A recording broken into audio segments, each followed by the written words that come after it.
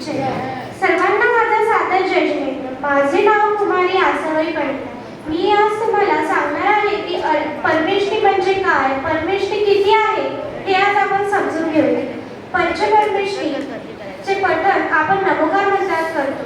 परमेष्ठी 5 आहे: अर्यंत, सिद्ध, आचार्य, उपाध्याय व सर्वसाधी.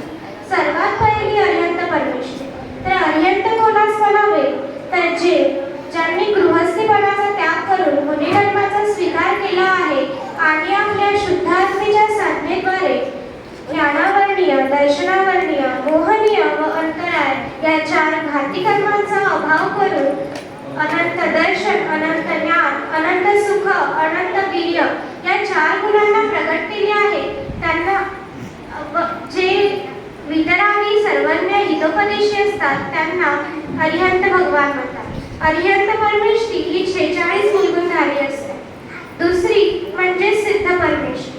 सिद्ध म्हणजे कोण तर जेव्हा अरिहंत हे वेदनीय, आयु, नाम, गोत्र या 4 अघाती कर्मांचा अभाव करतात तेव्हा त्यांच्या शरीरातील परद्रव्याचा अभाव होतो व ते संसारातून सुखी व मुक्त व परमसुखी होतात व त्यांना सिद्ध परमेष्ठी असे म्हणतात. सिद्ध हे लोकाकाशाच्या अग्रभागी सिद्धशिलीवर विराजमान असतात. ते पुन्हा संसारात येत नाही व पुन्हा जन्ममरण सुद्धा नाही. अशा अशरीरी परमेष्ठीला सिद्ध परमेष्ठी म्हणतात.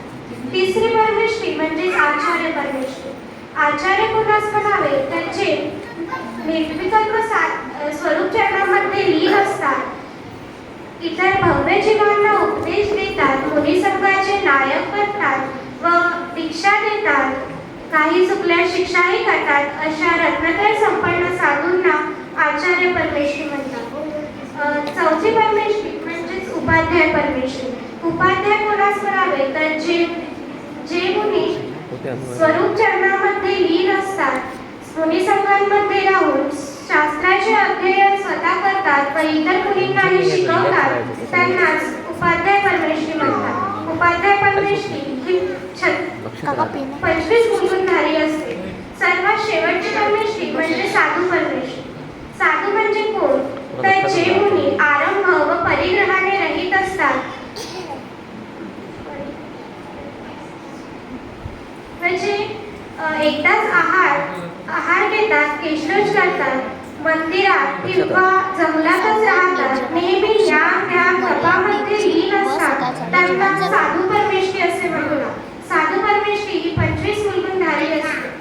तर अशा प्रकारे आपण समजून घेतले की पंचपरमेष्ठी म्हणजे काय.